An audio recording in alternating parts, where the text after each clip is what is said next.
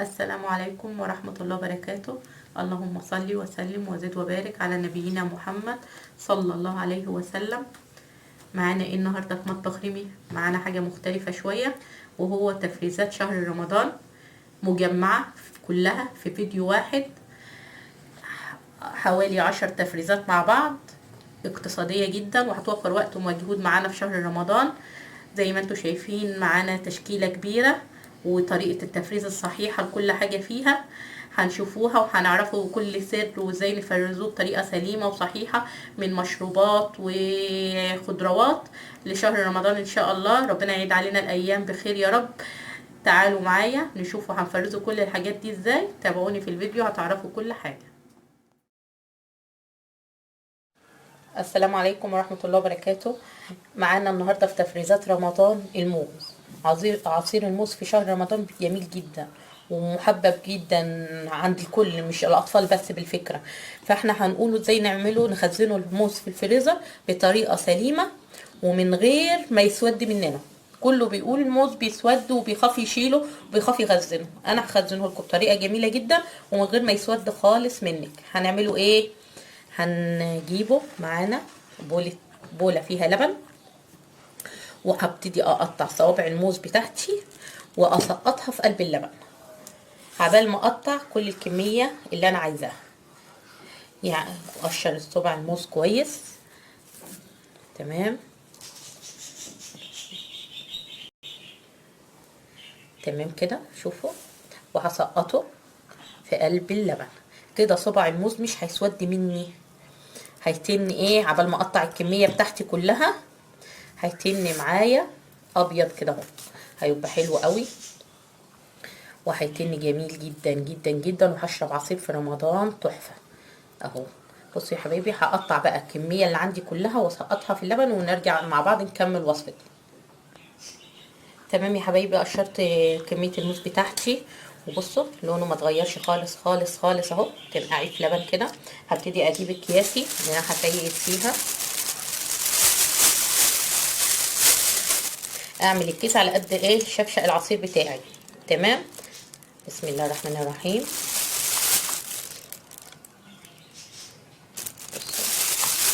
لسه ابيض زي ما هو.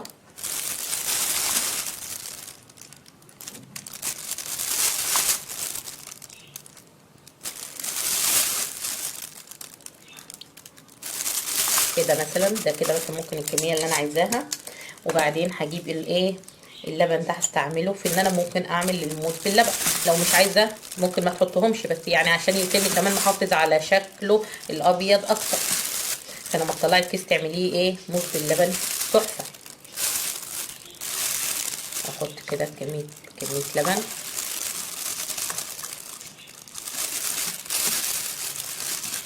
طريقه سهله جدا جدا جدا.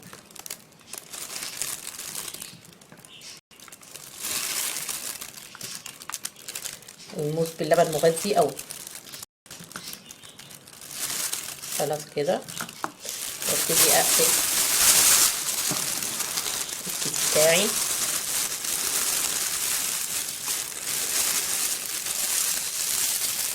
يعني الكيس على الخلاط على طول، تطلعيه على الخلاط يفك سنه بسيطه وتضربي على طول في شفشق الخلاط. عصير جميل جدا في شهر رمضان وحلو قوي وجميل جدا ومغذي للاطفال، والاطفال بيموتوا في العصير ده. بصوا ده عصير الموز يا حبايبي، طريقته سهله قوي. هكمل التفريز وارجع لكم. بصوا يا حبايبي، وده كان الموز بتاعنا، شوفوا ابيض وفي قلب اللبن. الكيس على الخلاط على طول، مش هتحتاجي تزودي له الا السكر، وجميل جدا ومغذي قوي والاطفال بيحبوه وموفر في شهر رمضان قوي. اتمنى ان شاء الله تجربوا طريقتي وان شاء الله تعجبكم وتقولوا لي رايكم فيه. مع بعض ان شاء الله نكمل وصفات كتير كتير لشهر رمضان. دلوقتي هنخزن الفراوله مع بعض. شوفوا الفراوله دي موسمها دلوقتي يا جماعه، وطعمها تحفه ومسكره جدا. وشوفوا طازه، تعرفوها طبعا من الورده بتاعتها دي، طازه وخضره وجميله وتحفه. ده وقت تخزينها، وطبعا بنخزن عشان عصاير شهر رمضان. فتعالوا نشوف هنخزنه مع بعض الفراوله ازاي. اول حاجه هنضف الورده اللي فيها دي كده، بشيلها واشيل لو في اي حاجه بقى حاسه مش عاجباني في الفراولايه. بصوا، وانضفها بالطريقه دي كده. وهنضف بقى الفراوله بتاعتي كلها كده. لسه ما اتغسلتش، لسه هنغسلها بعد ما نشيل ديت طبعا اهي. وهكذا هنضف فراولتي كلها بنفس الطريقه دي. شوفوا جميله وطازه قوي، طازه خالص خالص، ومن العصائر الجميله اللي الاطفال بيحبوها جدا، وهتبقى في شهر رمضان جميله ومميزه خالص. وبتتعمل بلبن وبموز، بتتعمل بحاجات كتير قوي. هخلص الكميه دي كلها تنظيفها، وتعالوا نشوف هنكملوا خزينها ازاي مع بعض. الفراوله اهو حطيناها، طبعا لازم تتغسل كويس قوي عشان الرمله اللي فيها، وتتغسل بميه جاريه كده. ثواني واغسل فيها كتير كده، وهتبقى اغسلها حلو. لازم تتغسل كويس، تمام، لازم تتغسل. احنا نضفناها مع بعض ولازم نغسلوها كويس. هغسلها حلو قوي وانضفها خالص، ونيجي نشوفوا هنخزنوها ازاي مع بعض. بصوا يا حبايبي، غسلت الفراوله، بصوا جميله قوي ونضيفه قوي ازاي. شوفوا جميله جدا جدا، ما فيهاش اي رمله، نضيفه خالص. هنبتدي نخزنها مع بعض. هي كده طريقه تخزينها، ما بتضربيهاش ولا تشيليها مضروبه، هي كده حلوه جميله. هبتدي ارصص في الطبق بتاعي. الاطباق اللي ممكن تخزني في اكياس على طول. ارصص في اطباق اللي اخد الفراوله بتاعتي. فراوله الموسم يا جماعه، الشتاء ده كله خير. طعم الخضار جميل، طعم الفواكه جميل، حلو قوي. طبعا تعملي اكياس على قد العصير بتاعك، شفشق العصير مثلا على قد عاوزه كام كوبايه. تمام كده. اجيب الطبق التاني،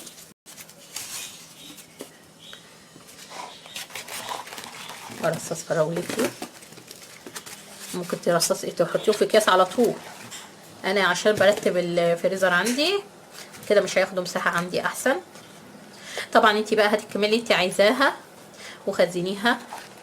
انا بخزن كميات كده على قدي وعلى قد الفريزر عندي. تمام كده. هخلص كميه التفريز بتاعتي وارجع لكم. بصوا يا حبايبي، كده الفراوله عبيتها. هجيب بقى اكياسي بتاعت اللي هخزن بيها وادخل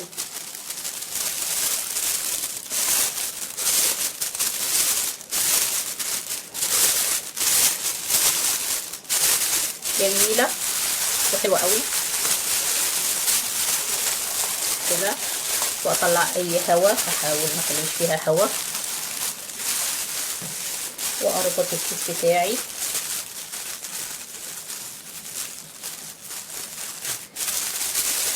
ادي هي الفراوله جميله جدا جدا، ما فيهاش اي مشكله خالص. هقفل الكميه اللي معايا.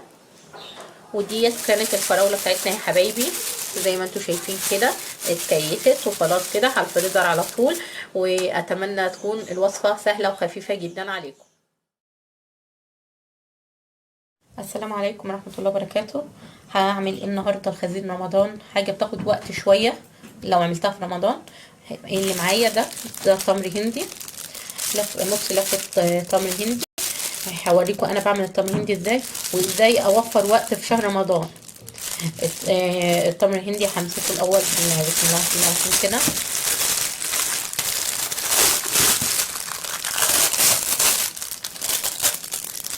دي نص لفه تمر هندي بالبذور طبعا.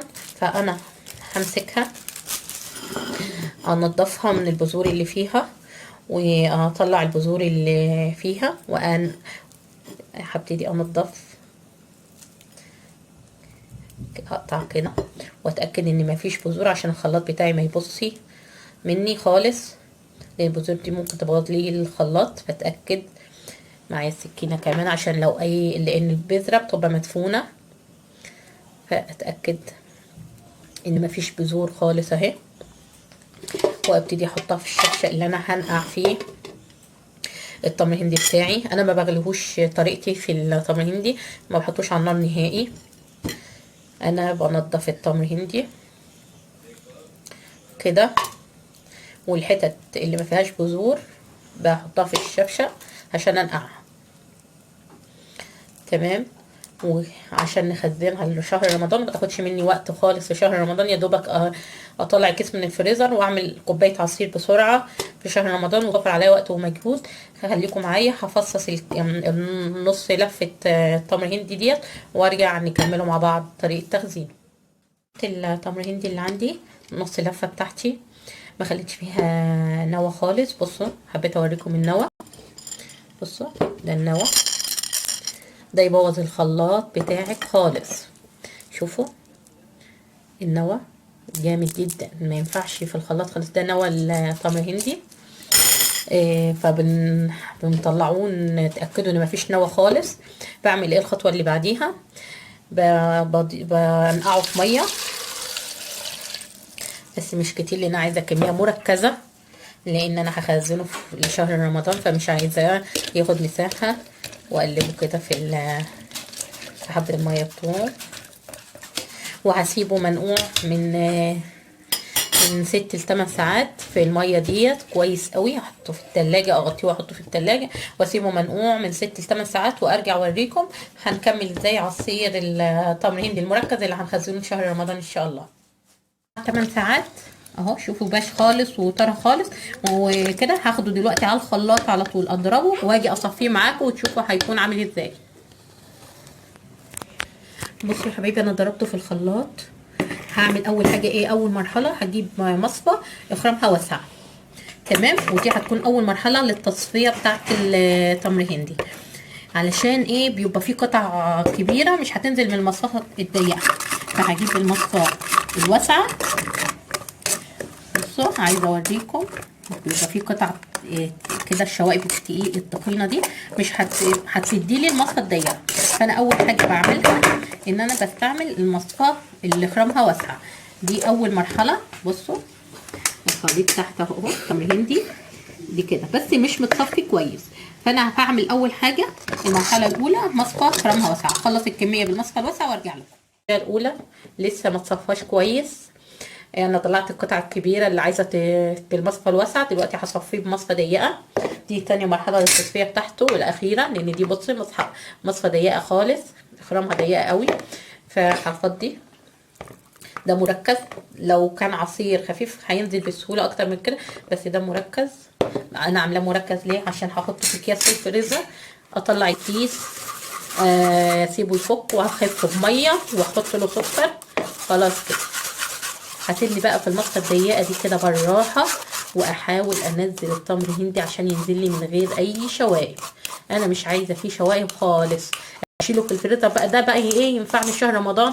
اطلعه ولا هنقع ولا هصفي ولا مصفتين ولا هطلعه، هحطه في ميه وسكر.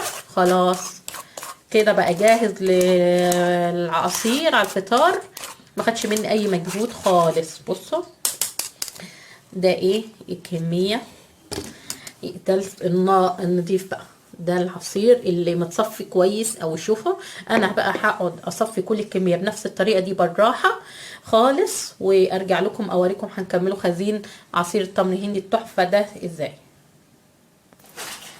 وده يا حبايبي كان التمر الهندي بعد ما صفيته التصفيه الثانيه عبيته المركز.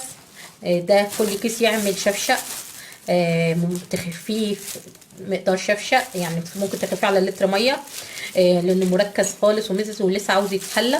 في شهر رمضان هتطلعيه مش هتحتاجي تنقعي ولا تصفي ولا تعملي اي حاجه، هتطلعيه تفكيه وتضربيه في الخلاط بلتر ميه وسكر. جميل جدا وموفر جدا في الوقت في شهر رمضان. ولسه انتظروني في وصفات كتير لشهر رمضان. السلام عليكم. النهارده هنعمل مع بعض تخزين الفاصوليا البيضاء، عشان نشيلوها وما تاخدش مننا وقت ولا طياب في شهر رمضان ان شاء الله.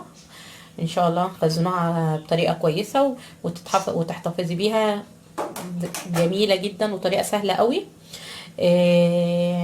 معانا الفاصوليا البيضاء يا جماعه يا حبايبي. الفاصوليا البيضاء كلها مميزات وفوائد، فوائدها كتير جدا جدا جدا. لازم البقوليات مهمه قوي فعلا للاطفال والكبار، بجد مفيده خالص خالص. انا دلوقتي هعمل ايه في الفاصوليا عشان اخزنها؟ اول حاجه هروح اغسلها وارجع لكم نشوف هنخزنوها مع بعض ازاي. بصي يا حبايبي، انا غسلت الفاصوليا دي ربع كيلو. طبعا انت على حسب الكميه اللي انت عايزه تخزنيها، خزني الكميه اللي انت تحبيها لشهر رمضان، بس انا كفايه عليا ربع كيلو، وعشان برضو مساحه الفريزر اللي لسه هخزن حاجات تانية كتير، فربع كيلو مناسبين قوي. واوريكم طريقه تخزينها. انا دلوقتي غسلتها كويس قوي كده زي ما انتم شايفين، وهحط عليها ميه وهسيبها تتنقع. الفاصوليا 8 ساعات، 8 ساعات هتنقعهم في الميه، 8 ساعات للفاصوليا.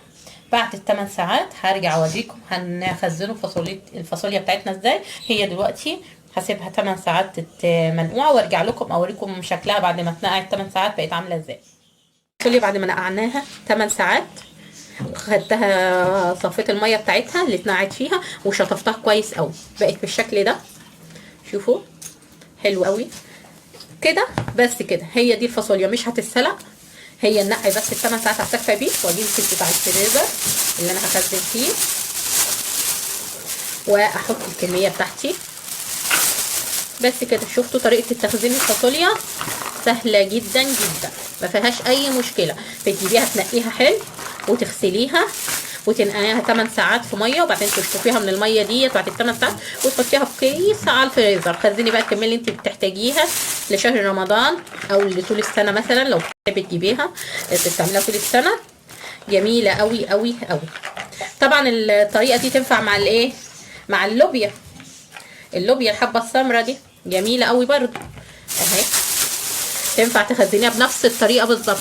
تنقيها وتغسليها وتنقعيها 8 ساعات وتشطفيها كويس بعد النقع وتسيبيها حطها في كيس على الفريزر لشهر رمضان. هتوفر معاكي وقت رهيب. تطلعيها بقى هتعمليها في اكله، تخليها في وصفه يا دوبك من هنا على الحل على طول، تكوني مسبكه او عامله الطاجن بتاعك وعلى الوصفه على طول، مش هتحتاج تستلق منك خالص. دي كده كيس الفاصوليا البيضه، طريقه سهله قوي وجميله ومش واخده وقت مننا، وهتوفر علينا مجهود في شهر رمضان. ولسه في وصفات كتير ان شاء الله هنكملها مع بعض. السلام عليكم ورحمه الله وبركاته. معايا ايه النهارده في تفريزات شهر رمضان المبارك؟ معايا البصل. ايه ده البصل؟ هنخزن البصل، وشفتوه معايا في كام وصفه من وصفات استعملت البصل المجمد، وجميل جدا جدا جدا، وكأنك لسه فرماه او مقطعاه، وهخزنه بطريقه صحيحه وسليمه، وهيوفر معاكي وقت ومجهود ودموع وكل حاجه. النهارده يوم الدموع، معانا بصل حراق هنعمله مع بعض ان شاء الله وبطريقه حلوه وهتعجبكم جدا جدا جدا. بسم الله الرحمن الرحيم. نشوفوا هنعمله ايه. معايا هنا 2 كيلو بصل، معايا هنا بوله فيها ميه. البوله دي ليه؟ علشان البصل اللي هقشرها هرميها هنا، عشان بقى ايه الدموع وكده، فاول ما ارميها في الميه مش هيحصل بقى ايه، ريحتها هتتوقف على طول. تمام. هجيب البصلايه كده وهبتدي اقشرها بقى. تمام. وهقشر كل كميه البصل بنفس الطريقه.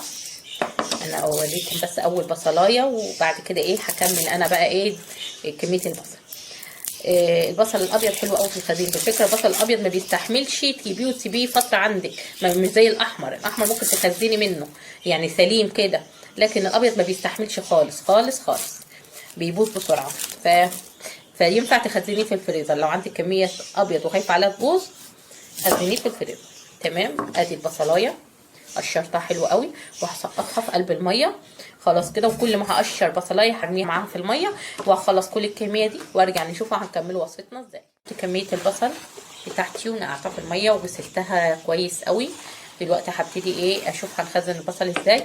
هنخزنه مفروم في الكبه، هخزنه شرايح، شو يعني هخزنه انواع مختلفه، مش هخزنه نوع واحد. تمام. انا اول نوع معايا هو الشرايح او الجوانح، عشان بستعملها مثلا كتير جدا في الشاورما، تبقى تحفه بقى. فهقطع البصل شرايح جوانح كده، ويتحط في الكيس في الفريزر. طلعي في الشاورما اي حاجه عايزه، حبه بصل مش شرايح كده، هتيجي مطلعه ايه على طول من الفريزر على طول. تحفه تحفه تحفه بجد، صدقوني. واستعملته في كام وصفه قبل كده، ولا لونه بيتغير ولا ريحته بتتغير ولا اي حاجه خالص. جميل جدا. تمام. فهقطع زي ما انتم شايفين كده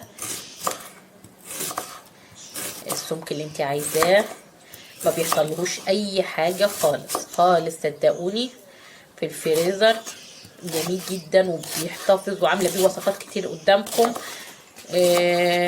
شاورمة الكبدة، شاورمة السجق الاسكندراني، استعملته في اكلات كتير جدا جدا جدا. تمام كده. وهجيب معايا اطباق فويل كده، اطباق كده فيلم، وابتدي ارصص فيها الكمية بتاعتي، واشوف الطبق يبقى على قد الاستعمال مثلا، او اخد من الطبق على قد حاجتي، يعني مش شرط اخد الطبق كله برضو، وارصص فيه كده اهو.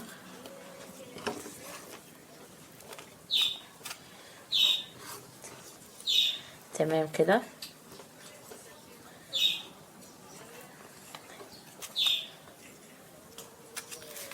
بالشكل ده كده هكمل تقطيع الكميه اللي انا هنعملها شرايح وارجع لكم على طول. بصوا يا حبايبي، انا قطعت الكميه ديت شرايح كده عشان بستعملها للشاورما، وبتوفر عليا وقت كتير، وفي الطياب حتى في شهر رمضان. فدي الكميه هبتدي اكيسها قدامكم. بصوا هجيب الكيس بتاعي، حلوه جدا جدا يا جماعه، بتوفر وقت ومجهود والله. جميله جميله في الوقت اللي مش مزنوقه فيه، بتطلعي الكيس من الفريزر وتشتغلي على طول. الحاجات دي بتوفر وقت كتير جدا جدا. بصوا اهو، وزي ما اتفقنا اي هوا يطلع اطلعوه واغلف.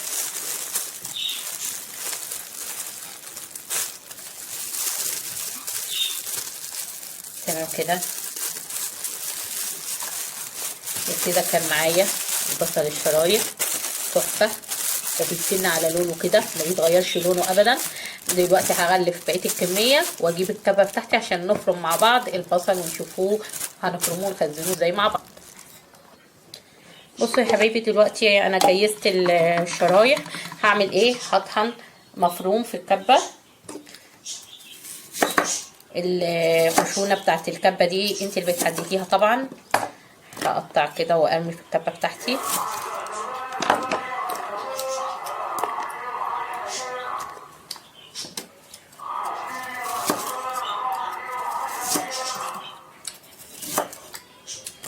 تمام كده.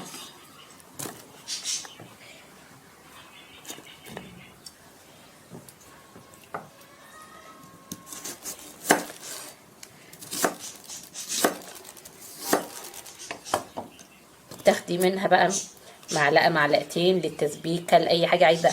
بصل مبشور بتبقى جاهزه على طول للشغل. بصوا انا هطحن الكميه ديت وارجع اوريكم.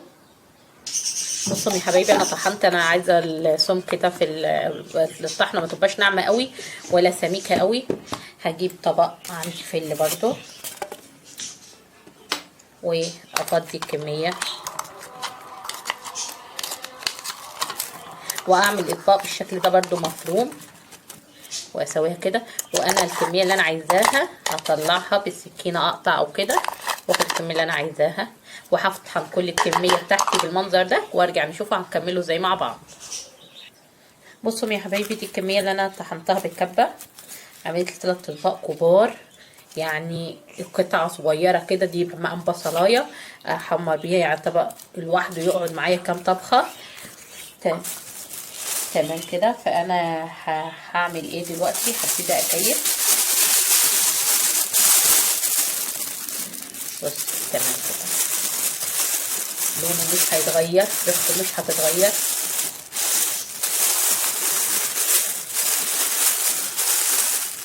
هقفل بقيه الكميه وارجع لكم. بصوا يا حبايبي، دي كميه البصل. دي البصل الشرايح بتاعي اهو كده، ودي البصل المفروم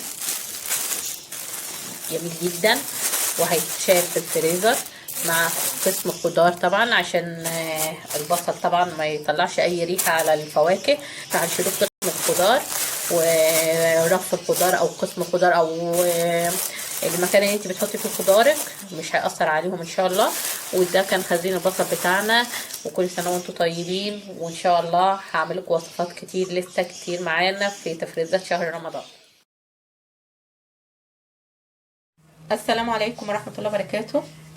معانا ايه؟ معانا التوم موسم التوم يا حبايبي. دلوقتي افضل وقت تخزني فيه التوم، فاحنا معانا شويه توم مش كتير. انا عندي مخزنه لسه باقي عندي من السنه اللي فاتت، بس قلت اعمل لكم فيديو اوريكم انا بخزن التوم بتاعي ازاي، عشان استعملته في وصفات كتير وقلت لكم هبقى اعرفكم، فكان لازم اعمل لكم شويه اوريكم بعمله ازاي.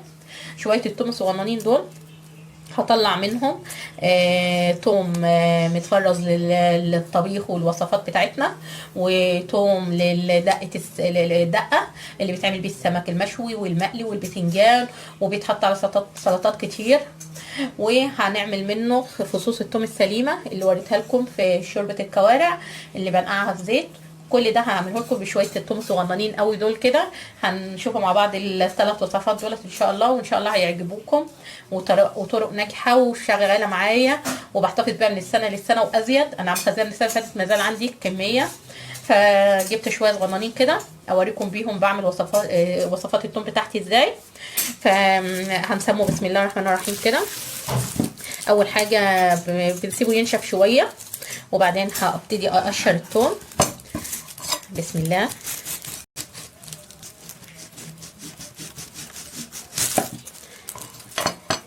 كده وابتدي اقشر التوم بتاعي. بصوا مش منشفاه قوي، يعني لسه الفصوص طريه. هبتدي اقشر التوم بتاعي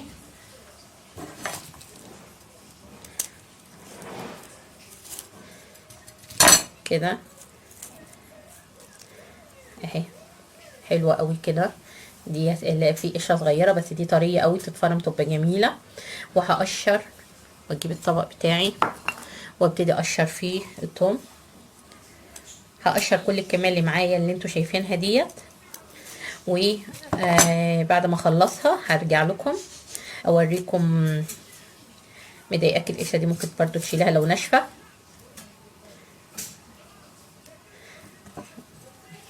طبعا يفضل تقشري بسكينه، ليه؟ الثوم وهو لسه اخضر بيبقى حراق قوي، فممكن تلاقي يلتهب لك الضوافر بتاعتك، يلتهب لك صوابعك، فايه فاستعملي سكينه في التقشير علشان ما ايدك ما توجعكيش بعد كده. كده هقشر الكميه اللي معايا دي كلها وارجع اوريكم هنخزنوه ازاي مع بعض. بصوا يا حبايبي، انا كده قشرت كميه الثوم اللي كانت معايا، طلعت لي الكميه دهيت مش وحشه، عشان انا قلت لكم خزنه كميه حلوه من السنه اللي فاتت ولسه عندي، ولسه زي ما هي كني لسه مخزناها امبارح، جميله قوي. فانا قلت جبت شويه كده عشان اوريكم بخزن الثوم بتاعي ازاي. فانا معايا حبه ثوم حلوين قوي اهوت، هعمل لكم منهم 3 انواع. اول حاجه فيهم هنقي الفصوص الكبيره. معايا برطمان ازاز، ولازم يا حبايبي يكون ازاز، تمام؟ متفقين؟ الثوم ما يتخزنش في اي برطمان تاني، لازم برطمان ازاز مغسول وناشف ونضيف. هبتدي انقي الفصوص الكبيره اللي عندي كده، الفصوص الكبيره كده، وابتدي احطها. انا دي توم فصوص، انا بستعمله في ايه؟ توم الفصوص زي ما شفتوا في الفيديو بتاع الكوارع في دقه الكزبره بالثوم، بستعمله في القلقاس. في اكلات بتحتاج فصوص توم سليمه، تمام؟ فانا بحتاج الفصوص ديت سليمه كده، وانا وريتها لكم في فيديو بصوا يا حبايبي، انا حطيت الثوم الفصوص الكبيره اللي عندي، نقيتها حطيتها في البرطمان زي ما انتم شايفين كده.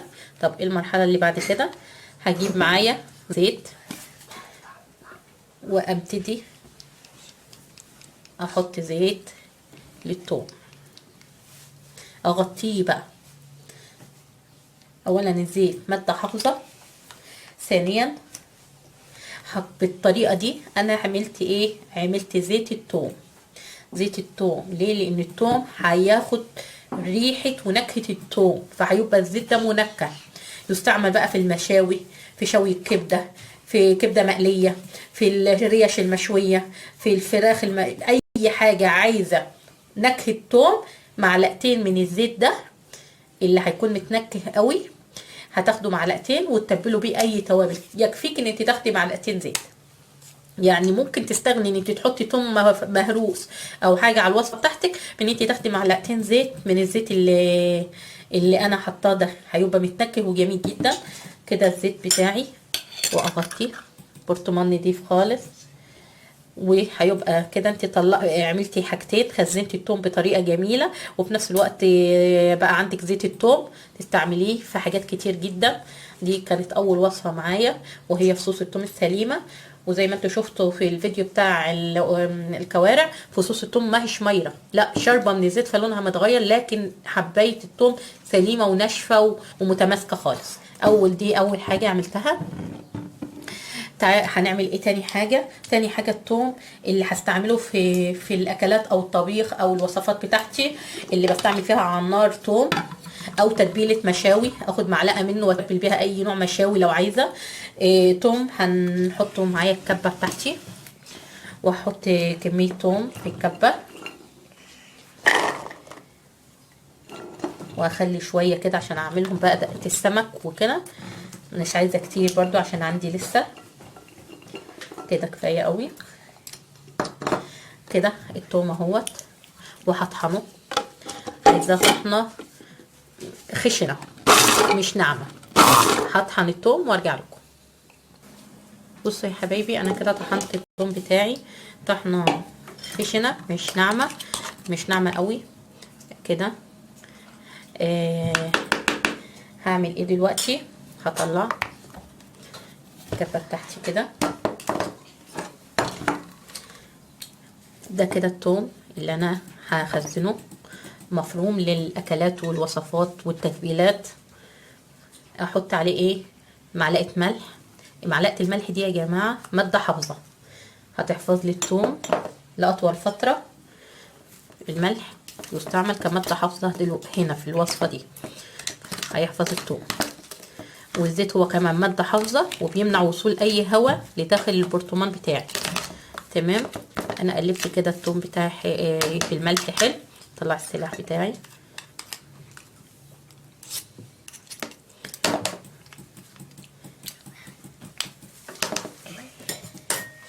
تمام كده، وقلبت الملح بتاعي كويس.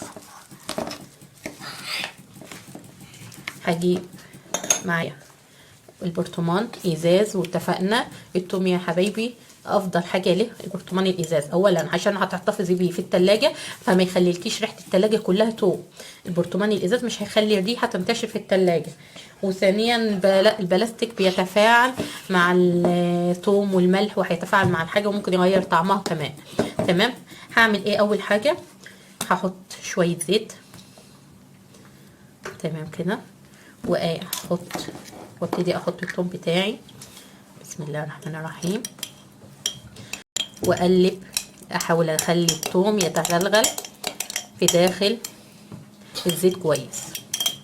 مهم قوي النقطه دي عشان يحافظ على كل فتفوته ثوم، كل حته مفرومه في الثوم يكون واصل لها زيت. اقلب كده. دي ماده حافظه هتحفظ لي الثوم. هتقولي الثوم هيتن ابيض، لا ممكن لونه يتغير بالزيت بالفكره يعني، بس هيتغير ايه يعني؟ هيبقى شرب زيت، مش ان هو اتغير يعني فقط قيمته او طعمه اتغير، لا طعمه زي ما هو وتعملي بيه، لكن انت حاطه نقعه في زيت، فبديهي ان هو هياخد من لونه، هيمتص الزيت زي حبات الثوم كده. ما وريتها لكم في فيديو الكوارع، كان لونها واخده شاربه زيت فلونها متغير، لكن الحبايه متماسكه. هو نفس الكلام. ممكن الثوم اللي هنا يصفر شويه، لكن من الزيت، مش من هو اتغير طعمه او ريحته. كل شويه بحط شويه زيت كده واقلب الخليط بتاعي كده. خلاص انا كده خلصت كميه الثوم بتاعتي اللي انا هخزنها للوصفات. انتوا ضعفوا الكميه زي ما انتوا ما بتحبوا. عندي طريقه تانية، ممكن تحطوها في كيس مبطط في الفريزر وتشيلوه في الفريزر. بس انا الطريقه دي سهله قوي، في اي وقت ما بحتاجش افك التوم ولا اي حاجه خالص. بطلع البرطمان اخد منه القدر اللي انا عايزاه، وازود زيت لازم يتغطى كويس بقى. وده برضو زيت التوم، ده كمان زيت التوم. بصوا انزل بقى ايه قوي كده، كله لازم يبقى بايت في قلب التوم. بصوا شايفين ده كده، دي الماده الحافظه اللي هتحفظه لي طبقه الزيت الكبيره دي دهيت. شايفين؟ فهو ده التوم اللي انا هستعمله في الاكلات والوصفات بتاعتي، وده التوم اللي انا هستعمله في اي تتبيله. سهل جدا وناجح جدا جدا، وبحتفظ بيه لاطول فتره ممكنه، وبيتغطى بيتحط في التلاجة. جميل جدا جدا جدا جدا، صدقوني بيقعد معايا من سنه ولسه عندي من السنه اللي فاتت، وطعمه ما اتغيرش ولا ريحته. انا كده تاني وصفه مع بعض. تالت وصفه يا حبايبي هنعمله ايه مع بعض؟ تالت وصفه دقه الثوم اللي هنعملوها للسمك وسلطه البتنجان، والوصفات اللي احنا ايه بنحتاجوا فيها دقه الثوم. اي وصفه فيها دقه ثوم هنعمله الدقه ونحتفظ بقى في الثلاجه، توفر معانا وقت في رمضان كتير كبير جدا جدا. اول حاجه معايا هنا شويه الفصوص دول، تمام، ومعايا ليمونه كامله هقطعها. كل ده هيتفرم في الكبه، اقطعها 4/4 واطلع البذور دي كده.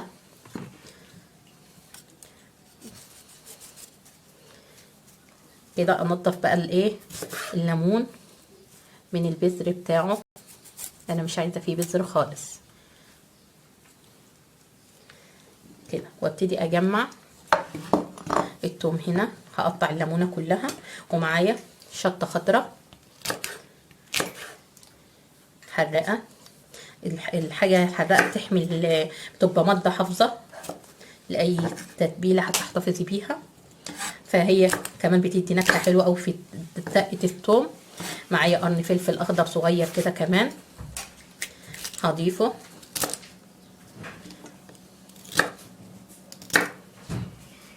تمام. هكمل تقطيع بقيه الليمونه وارجع عشان ما اطولش الفيديو عليكم. بصوا يا حبايبي، انا حضرت الليمون قطعته، قطعت الفلفل والشطه وحبه الثوم، ده طبعا مطرح الثوم اللي كان بالملح. هطحن فوقه عادي طبعا. ماشي، هحط حبه الثوم بتوعي في الكبه. تمام كده.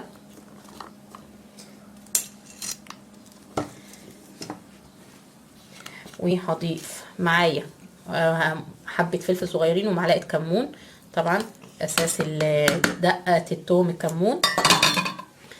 معايا ملح، هحط معلقتين ملح. معايا دي شطه حمراء حراقه مهروسه، انا بجيب الفلفل واطحنه، عندي شطه بارده وشطه حراقه الاتنين، هضيف منهم كده. تمام. عندي ايه كمان؟ شويه زيت بس كده. عندي ايه كمان؟ ثانيه واحده. عندي ايه تاني؟ عندي رشه خل صغيره، حبه خل صغيرين جدا جدا جدا بس كده. دي دقه الثوم بتاعتي الخاصه بيا، بعملها على طول بخزنها. وهمسك كل ده. الليمون بقشره يا حبايبي بيدي نكهه جميله، وخاصه بقى لما تتبلي بيه سمك او كبده او كده فظيع بجد. واطحن، وهطحن الكميه عشان الصوت وارجع لكم. بصوا يا حبايبي، طحنت الدقه بتاعتي، ريحتها تحفه بجد، ريحتها جميله قوي. دي كانت دقه الثوم بقى بتاعت السمك، بتاعت سلطه بتنجان، بتاعت اي حاجه عايزه تتبيله دقه. سلطه البطاطس كنت عاملاها لكم قبل كده، دقه مميزه ريحتها تحفه، وتشيليها وتحتفظي بيها من السنه للسنه، ريحتها مش بتتغير وجميله جدا جدا، وهتوفر معاكي وقت في رمضان رهيب. انا بعملها على طول. عندي برطمان ازاز برضو،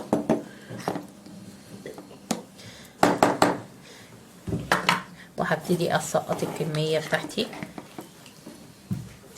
في البرطمان. انا عامله كميات، قلت لكم عندي حاجات من السنه اللي فاتت، بس كان لازم اشارككم الطريقه بتاعتي في التخزين. فجبت شويه توم حندقين كده اعملهم معاكم.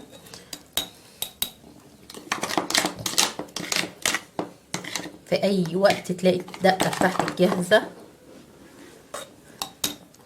حلوه قوي قوي قوي، تحفه.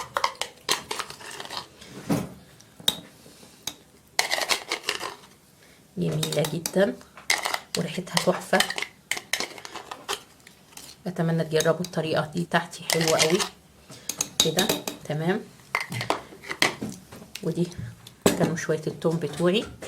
انا ما كترت من ده، ممكن شويه او كده، لكن انا عندي من ده كتير، الدقه كتير، فما كترتش النوبادي، عملت حبه كده صغيرين على قد، علشان ايه اعرفكم طريقتي في عمايل الدقه، وعشان شهر رمضان، وعشان انا مش محتاجه كتير، عندي باقي. ودي كانت الثلاث وصفات بتوعنا. التوم الحبوب منقوع في الزيت وهطلع منه زيت توم رهيب، وده التوم المفروم بمعلقه الملح وعليه زيت كتير ومتقلب في الزيت كويس، وبرده هطلع منه توم زيت حلو هيستعمل في التتبيله. ودي دقه اي سلطه، اي سلطه عايزه دقه توم، الدقه ديت جميله للسمك للمشاوي، اي حاجه جميله جدا، دقه حلوه جدا. اتمنى يا رب تكون وصفه التوم جميله، وان شاء الله تكونوا استفدتم، ومعانا وصفات لسه كتير، تابعوني.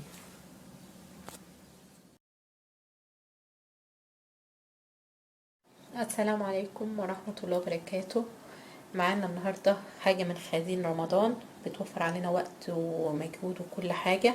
معانا الفلفل ده الألوان والفلفل الأخضر، هنخزنهم مع بعض بطريقة هي حلوة قوي وسليمة وصحية، وما تغيرش طعمهم ولا تغير ريحتهم ولا أي حاجة خالص. والطريقة دي تنفع في وقت الزنقات، لما تفتحي التلاجة تيجي تعملي طريقة بيتزا او شاورما او اي حاجة، وتفتح تلاجة وتتفاجئ ان مفيهوش فلفل، ساعتها ده هيفك زنقتك ساعتها، وتستعملي منه وهيبقى جميل جدا. وصدقوني جربوه، تحفة، بحتفظ بيه من السنة للسنة، وجميل جدا جدا، وبيفك معايا في وقت صعبة كتير كتير، وتوفير للوقت. وفي شهر رمضان بالذات احنا محتاجين الوقت بتاعنا. فمعانا الفلفل هنخزنوه، تعالوا نشوف هنخزنه مع بعض الفلفل ازاي. سموا الله، بسم الله الرحمن الرحيم. بصوا، احنا معانا الفلفل، هنبتدي نقطع الفلفل على حسب احتياجنا. يعني ايه؟ يعني احنا بنستعمله لو شاورما هيبقى مثلا شرايح، لو هستعمله مثلا في بيتزات او هستعمله في مكرونه او حاجه، بيفضل ان هو يبقى ايه، مربعات صغيره. فاحنا هنقطع على حسب احتياجنا. تمام كده. مثلا انا اكتر استعمالاتي للشاورما في الالوان بالذات، بحب الون الشاورما بيها. الاخضر بقى بنوع منه، يعني بستعمله في الاخضر في بيتزات، في شاورما، في مكرونه، في الاخضر معايا في كل الوصفات يعتبر. الالوان حلو قوي برضو في الشيش. طبعا مفيش الفريش ما يعادلهوش حاجه، يعني خلينا صراحه برضو، الحاجه وهي فريش طعم ونكهه وكل حاجه وصحيه اكتر. بس طبعا ده عشان وقت الزنقه، انت جايه تعملي وصفه ما لقيتيش عندك فلفل، ساعتها ده هيفك معاكي زنقه كبيره جدا كتير. يعني بتحصل ياما ان انت تفتحي الفريزر تطلعي قرن فلفل ما بتلاقيش في وصفه محتاجه فيها قرن فلفل مثلا، فده هيوفر معاكي خالص خالص خالص. تمام. انا كده قطعت مثلا شرايح للشاورما، مثلا هشيلها في كيس لاي حاجه محتاجه فيها فلفل شرايح. هقطع مثلا مع بعض الاصفر مثلا، جميل جدا. بشيل الحتت البيضة دي يا حبايبي خالص، مش عايزينها خالص في الفلفل. وابتدي برضو اقطعه شرايح.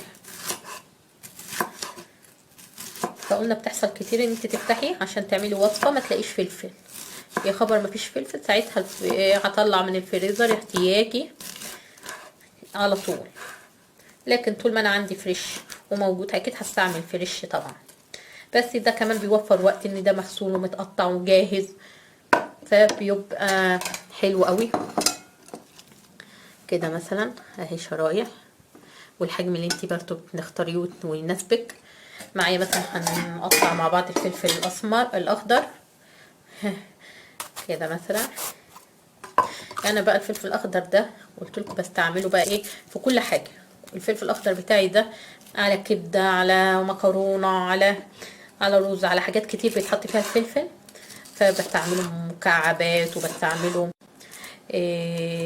شرايح للشاورمات، فجميل جدا. فانا هقطع هنا مربعات كده للوصفات اللي انا بحتاج فيها ايه مكعبات. وعملت معاكم قبل كده وصفات قلت لكم ده فلفل مجمد، يعني مجمداه وشايلاه ومحتفظه فيه.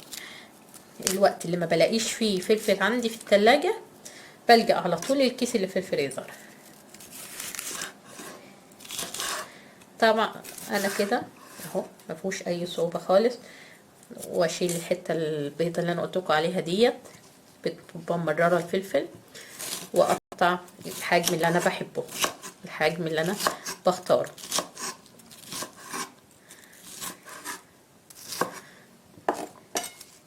تمام كده. طب معايا فلفل برضو اخضر هقطعه شرايح معاكم.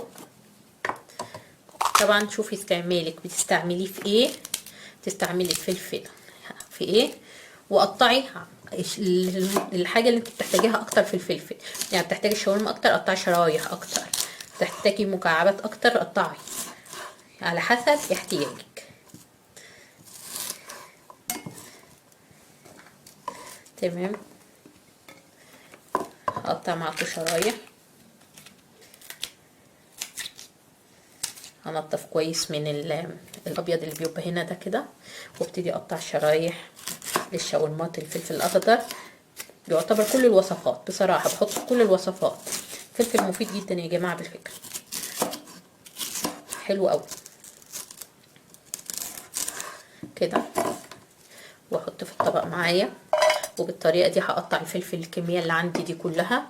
هروح اقطع كل الكميه دي وارجع نشوف هنكملوا خزين الفلفل بتاعنا ازاي. قطعت الفلفل عندي اهو زي ما انتم شايفين، ده عشان شاورما مثلا او حاجه عايزه شرايح، وده مكعبات، وده مكعبات مشكله اصفر على احمر على اخضر، ودي هي شرايح خضراء. هبتدي اكيسهم مع بعض، ممكن في اطباق فل، وممكن في اكياس على طول كده. اخد الكميه اللي انا عايزاها، يعني محتاجة شوية صغيرين، هفتح اخد منهم الحبة وهم مجمدين وارجع الباقي الفريزر كده.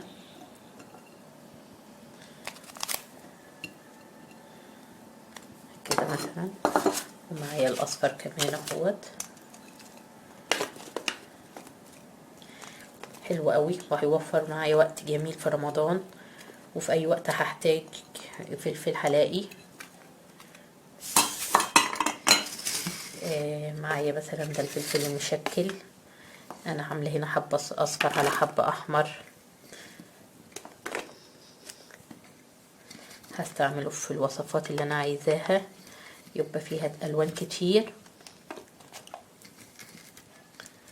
تحفه، كله فيتامينات الفلفل بالفكره، كل لون للفلفل فيتامين، يعني الاصفر فيتامين والاحمر وكده، كله ليه فيتامينات ومفيد جدا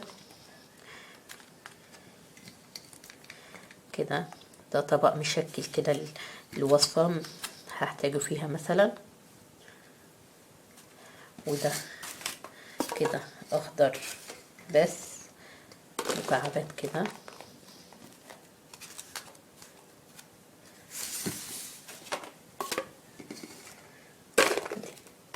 انت خزني الكمية اللي انت بتحتاجيها، ممكن تضعفي الكمية زي ما انت عايزة.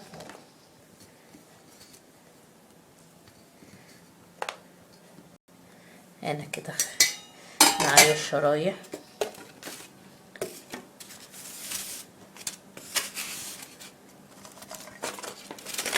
كده شرايح الشاورمات بقى والحاجات والكبده وكده تبقى تحفه.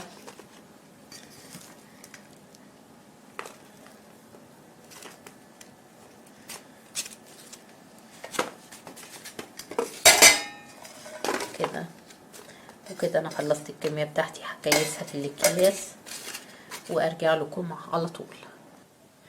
وده يا حبايبي كان الفلفل بعد ما كيسته الشرايح والمشكل والاصفر والاحمر والاخضر المربعات. ده كده كانت مخزين الفلفل بتاعي اللي هخزنه في شهر رمضان ان شاء الله، واتمنى ان شاء الله تجربوه بطريقتي وان شاء الله هينجح معاكم، هيبقى جميل جدا. وتابعوني لسه معنا وصفات كتير لخزين شهر رمضان. السلام عليكم ورحمة الله وبركاته. النهاردة معانا في مطبخ ريمي نوع من تفريزات رمضان، وهو الجزر. ينفع نخزنه طول السنة في الفريزر. هنقول لكم على طريقة سهلة جدا لتخزينه وما بتاخدش اي وقت، وهتوفر معاكم وقت ومجهود كبير. وانا وريت لكم في فيديوهات كتير وصفات كتير ليا، كنت مطلعه جزر متفرز عملت بيه مكرونه بالخضار، عملت بيه رز بالخضار، كان ناجح جدا وجميل جدا. فتعالوا نشوفوا بنعملوها ازاي مع بعض. انا هنا عندي جزر هخزنه بكام طريقة مختلفة، يعني هستعمله على حق، هخزنه بالطريقة اللي انا بحب استعمله بيها.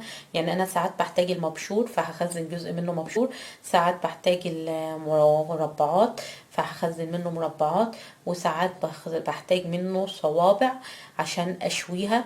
فانا لما بشويها وهي فريش كده بتاخد وقت في الشوي وبتبقى فيها قطمه، وانا بحب بصراحه خضار طيب في الشوي، فلما اخزنها بتاخدش سوا كتير معايا في الفرن ابدا، وبيستوي الخضار المشوي بتاعي بسرعه وبيبقى جميل جدا. فتعالوا نشوف هخزنه ازاي.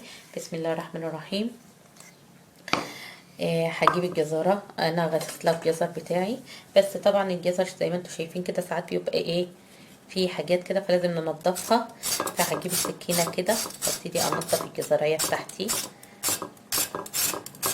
بالراحه كده، اكحسها بالراحه خالص كده بحيث ايه اي حاجه داخله كده في قلبها اعرف ايه اطلعها.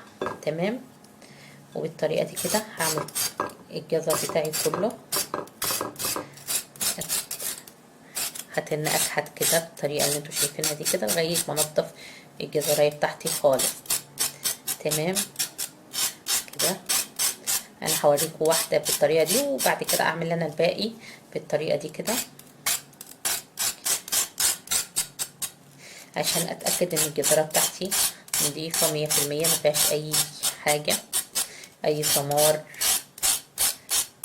اي. انا غسلها كويس جدا، بس لازم الحركه دي بتنضفها وبتاكد من نظافتها قوي. تمام.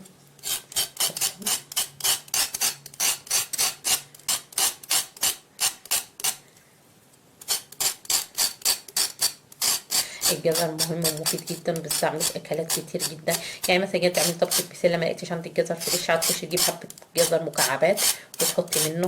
هتعملي حبه خضار تورلي، هتعملي طبق مكرونه بالخضار، اي حاجه عايزه خضار هتلاقي الجزر ده عندك في الفريزر في اي وقت تقدر تعملي الصنف. مش هتوقف على ان انت ما عندكيش وتقولي يا ما عنديش جزر، لا هتلاقيه في الفريزر متوفر تستعمليه على طول. بصوا شوفوا الجزريه بتاعتي، انا ده اللي انا طالباه ان هي تبقى بالنظافه دي.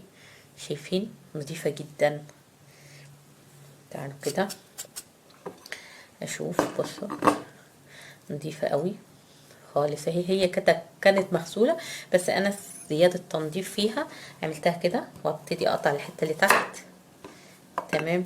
وابتدي اشوف انا عايزه ايه، يا اما ابشرها يا اما اقطعها مكعبات، يعني على حسب ما انا عايزاها. فانا هبتدي كده اقطع مثلا مكعبات. اكتر حاجه بحتاجها في الجزر ان هو يكون ايه مكعبات. خلي ايدك بالك من ايدك، طبعا السكاكين بتبقى حاميه. وابتدي كده اقطع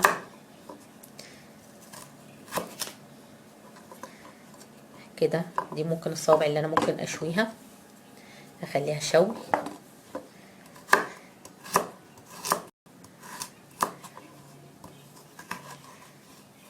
طبعا انا مخزنها حبة قبل كده، بس انا بصور النوبية دي بكمية بسيطة عشان اوريكم احنا بنخزنه ازاي. يعني كده دي الصوابع هحطها، وديت المكعبات بتاعتي اللي انا محتاجاها هحطها كده. تمام. هنضف جزرايه تانية، دي تاني جزرة انضفها. شوفوا نضيفة جدا طبعا. هعمل ايه دلوقتي؟ هبشرها. انا عملت هنا صوابع للشوي، هخزنها للشوي. ما بتاخدش وقت في الشوي لما تبقى متفرزه، لان بتغيب شويه الجزر في الشوي. وعندي مكعبات لسه هكمل تقطيع. طبعا الكميه انا عندي الكميه هي مش كتير قوي، بس هعمل منها لسه كمل تقطيع. بس انا بوريكم عينات عبال ما اوقف الفيديو واروح انا اكمل مع بنفسي انا العينات ديت لوحدي. بس انا لازم اوريكم كل حاجه بالتفصيل. تمام. هبشر الجزرايه بتاعتي.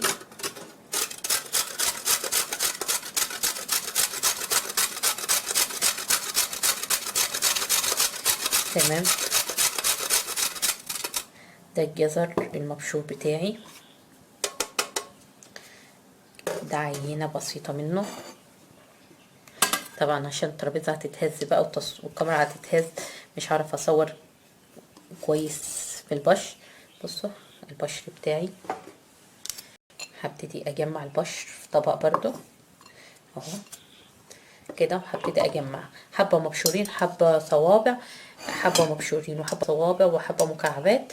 هبتدي اجمعهم كل حبه في طبق، وارجع لكم بعد ما اجمعهم نشوف هنكملوا تفريز الجزر بتاعنا ازاي. تابعوني.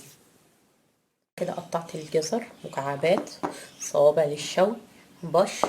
وشوفي انت بتستعمليه ازاي، بتستعملي الجزر بتاعك ازاي، وتقطعي التقطيع اللي انت بتستعمليه بيها. وما اقولكمش خضار الشتاء تحفه بجد. جزر عسل نحل بجد جميل جدا ومسكر قوي. خضار احلى وقت تخزني فيه خضار ممتاز هو فصل الشتاء، هو التوقيت اللي احنا فيه دلوقتي. احلى خضار ممكن تخزنيه. هبتدي اكيسهم.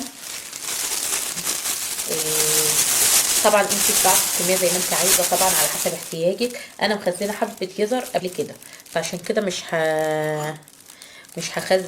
مخزنتش كتير معاكم، لكن انا مخزنه حبه قبل كده. ده حبه الجزر الصوابع على قد طبق خضار مشوي. حابه اعمل معاكم فيديو خضار مشوي تحفه، بعمله جميل قوي، جميل جدا كده. واطلع الهواء زي ما اتفقنا، لازم تستخدمين تطلعي الهواء كويس. واربطه خلاص كده. ده الخضار بتاعي، ده الجزر الصوابع. معانا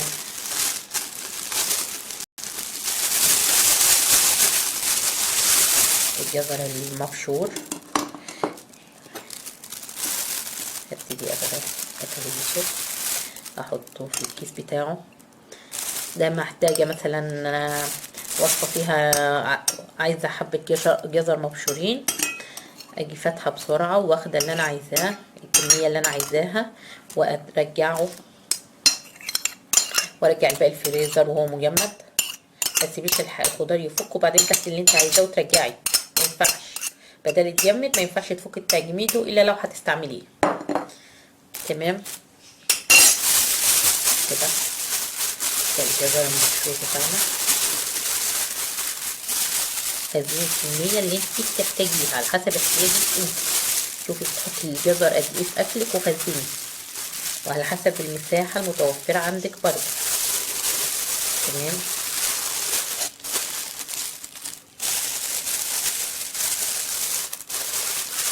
كده طلعت لك شوية الجزر المبشورين بتوعي، وزي ما قلت لكم انا مخزنه جزر قبل كده. هجيب الجزر ده المربعات ده، يستعمل بقى في البسلة، في كذا الخضار، في يستعمل في حاجات كتير جدا جدا جدا.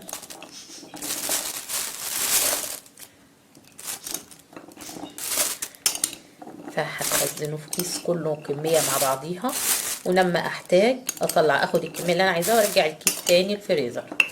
تمام.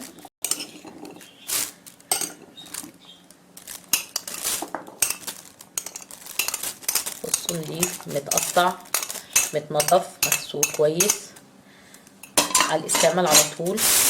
حاجات كده توفر وقت في شهر رمضان. تقطيع الخضار وتنظيفه بياخد وقت مننا، خدوا بالكم بيحتاج يتغسل كويس ويتنضف كويس فبياخد وقت.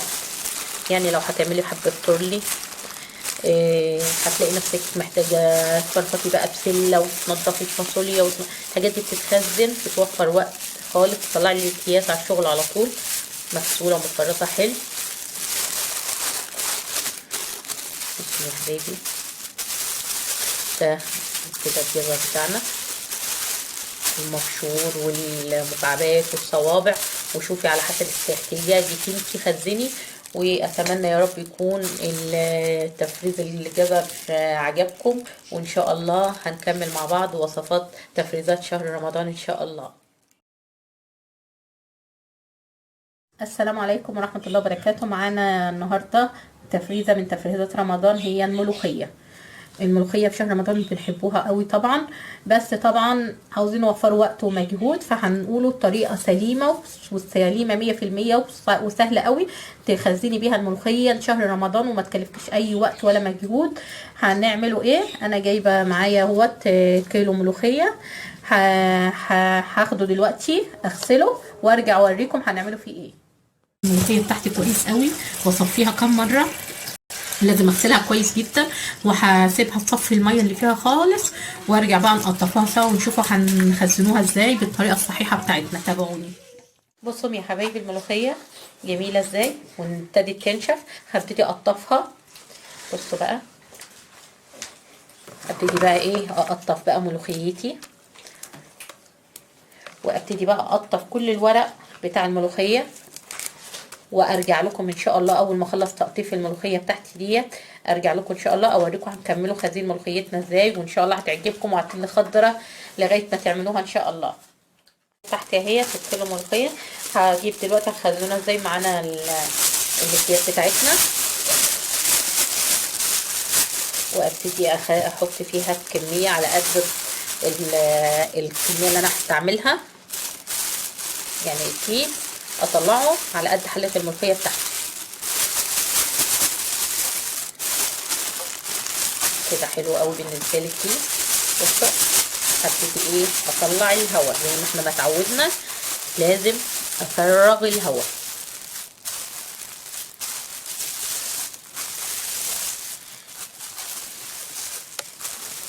تمام كده خلاص كده فرغت الهواء خالص اهو.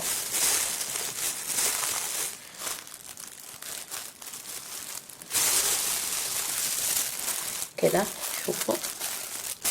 واربط. ايه ده انت بتخزني الملوخيه ورق؟ بخزنها ورق، ما بفرمهاش. بالفكره لما بتتفرم بتغمق وبتسمر. بصوا كده الملوخيه بتاعتي اهي ورق، وعملتها لكم قبل كده وهي ورق، وقلت لكم هوريكم انا بخزنها ازاي. دي طريقه تخزينها عملتها لكم في وجبه متكامله، كانت فراخ مسلوقه ومحمره ورز بشعريه وكانت ملوخيه. وعملت ديت الورقه ديت ورقه مكتوب عليها ملوخيه، عشان انا مخزنه بقدونس وكزبره وشبت، وبحطها ما بين بعد ما بقفل بحطها وبربط موضوع. خلاص كده عشان منين ما افتح اعرف انا شايله ايه هنا. اهي ملوخيه، اتمنى تكون واضحه كده. كيس الملوخيه بتاعي وبطلعها، وهعمل لكم فيديو تاني ازاي بستعمل الملوخيه. بطلعها من الفريزر هستعملها ازاي، وفي فيديو قبل كده انا عاملاه عن الملوخيه. ما فيش اسهل من كده. هكمل تخزين الباقي وارجع لكم. بصوا يا حبايبي كده كانت الملوخيه، كيلو الملوخيه عامل 3 اكياس على قد. طبعا انتوا هتعملوا برضو الاكياس على قدكم. شوفوا جميله ازاي، حلوه قوي، ما تاخدش مساحه في الفريزر خالص، وهتوفر معاكي وقت في رمضان غسيل وتقطيف. وهوريكم طريقه سهله ان شاء الله تطيبوها بيها ما تحتاجش خرط، وحلوه قوي. اتمنى ان شاء الله تجربوها، واستنوني في تفريزه جديده من تفريزات رمضان. عليكم ورحمة الله وبركاته. هنخزن ايه كمان لشهر رمضان؟ معانا الكزبرة الخضراء، الشبت الاخضر، البقدونس. شوفوا جاي لسه شارياهم تحفة، خضر وجمال خالص. عايزه اشيلهم في الفريزر بطريقه كويسه يطلع من الفريزر اخضر زي ما هو، وتستعملهم في اكلات كتير جدا في شهر رمضان. محشي بقى، طلع الكيس مغسول ومتنضف ومتقطع على حله المحشي على طول، على تسبيكه المحشي، على اي حاجه فيها عودين بقدونس عودين كزبره، هنلاقي على طول متوفر في الفريزر في اي وقت اسحب منه. لكن السلطه لا يا جماعه، السلطه لازم فريش. تمام. فما بخزنش برضو كميات كبيره، انا جايبه من كل حاجه 2 أو 3 اهوت. هبتدي ايه اول خطوه فيهم؟ ان انا المفروض اجي مثلا الربطه كده وافكها، وابتدي اطلع منها بقى العود الاصفر، اي حاجه كده، وانضف واخد العيدان الخضراء واحطها عندي واسويها وكده. انضف الخضره بتاعتي حلوه قوي. تمام. وانقيها من اي حاجه صفرة كده او عود قش او اي حاجه موجوده جواها، وابتدي احطها واخدها. هنضف الكميه اللي معايا دي كلها ونروح نغسلوها كويس قوي ونسيبوها تصفي ميتها ونرجع نشوف هنكمله ازاي. الكزبره نغسلها وبعدها الشبت وبعدها البقدونس. بصوا لازم تغسلوهم كويس قوي، لازم تتغسل حلو قوي كده وتصفوا الميه، لازم تتغسل حلو قوي. تمام. انا هبتدي اغسل فيها كده وبعدين اسيبها تصفي ميتها خالص وتنشف شويه، وبعدين ابتدي اجيبها معاكم ونشوف هنقطعوها مع بعض ازاي. غسلت الخضره بتاعتي كلها، ده البقدونس وده الشبت كله مغسول ومصفي ميته، ده الكزبره الخضراء سايباهم صفوا ميتهم ونشفوا. هبتدي ايه اشوف هفرزهم ازاي. هبتدي اجيب مثلا ده البقدونس اهوت، بصوا معايا البلانشيطه بتاعتي،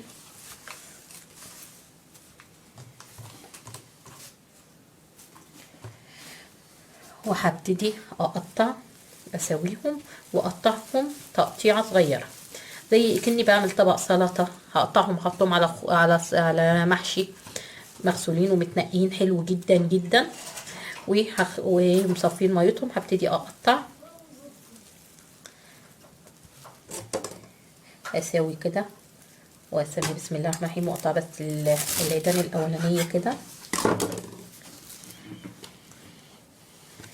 وابتدي اقطع بقى ايه تقطيعات صغيره اللي انا بحبها، الحجم الخضره اللي انا بحبه كده. وهقطع كل الكميه وارجع نشوف هنكمل ازاي مع بعض.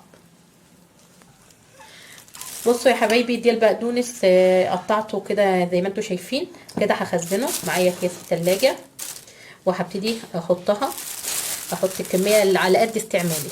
وبالفكره لو حتى مش على قد استعمالك، عايزه مثلا معلقتين كزبره او معلقتين بقدونس، هتطلعي الكيس تتك عليه كده، تكسري اللي فيه يعني، وتاخدي جزء على قد اللي تستعملك وتقفلي كيس تاني عادي خالص.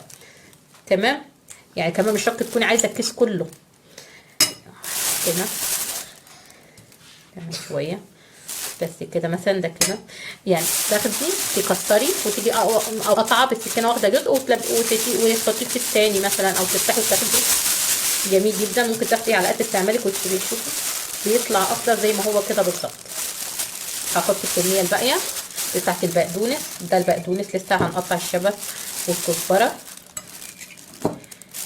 تطلعيهم بقى عندك محشي، بتسبكي المحشي عندك، تعملي سبانخ وعايزه عودين شبت عودين بقدونس، هتلاقي في اي وقت في التلاجة تستعمليه على طول. بس السلطه طبعا زي ما قلت لكم لا، السلطه فريش على طول، ما ينفعش المجمدات دي خالص. فده بيسهلك وقت في شهر رمضان خالص. وفي اي وقت جايه تعملي وصفه وما لقيتيش عندك اي حاجه وصفه فيها عودين شبت عودين بقدونس ومش عندك في التلاجة متوفر، هتلاقي نفسك ايه تفتحي الفريزر وتطلعي الكيس على طول. بصوا ده كده. هعمل ايه دلوقتي؟ هحاول اطلع الهواء من الكيس خالص،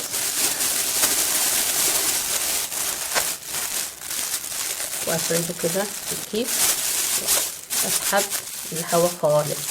تمام. شوفوا مش هياخد منك حاجه. دي ربطه البقدونس. شوفي الكميه قليله قوي ازاي. تحطها في الفريزر مش هتحسي ان هي واخده مساحه خالص. واقفل طيب انا لسه بقى هحط جنبه كزبره وشبت وملوخيه مش عارف ايه. هعرف ده كيس البقدونس ازاي. بصوا عندي بكتب ورقه كده، بكتب ايه بقدونس شبت كزبره كده، واعمل ايه احطها في عندي الكيس اهوت لسه من فوق، بدخلها بعد الربطه اللي انا ربطتها، واجي ربطه كده، ربطه صغيره كده مثلا او كده. اتمنى يكون واضح. وافتح الفريزر. عايزه بقدونس، مكتوب بقدونس، يبقى هو ده كيس البقدونس. اخد الكميه اللي انا عايزاها، اخد الكيس كله لو محشي، فهلاقي الاسم مكتوب ده كده خلاص. ادي البقدونس خزنته كميه صغيره، كيس صغير، ربطه مغسوله ومتنقيه، محشي اي حاجه في ثواني هيكون موجود عندي، وشايلاه ومتقطع وجاهز على الشغل على طول. بعمل اي وصفه عايزه حبه بقدونس حبه كزبره جاهزين في اي وقت للاستعمال. هقطع بقيه الكميه اللي معاها واكيسها وارجع اوريكم كيسناهم مع بعض كلهم ازاي. وبصوا يا حبايبي دي الكميه بتاعتي كزبره وبقدونس وكزبره وشبت، قفلتهم، ودي الورق اللي انا قلت لكم بكتبه على كل كيس وبحطه في الفريزر كده. وبالطريقه دي خزنا مع بعض الخضار اللي احنا بنحتاجوه، وانتي ضعف الكميه زي ما انتي عايزه على قد استخدامك. واتمنى يا رب يكون الفيديو عجبكم. دي كانت تفريزاتنا بتاعت شهر رمضان ان شاء الله.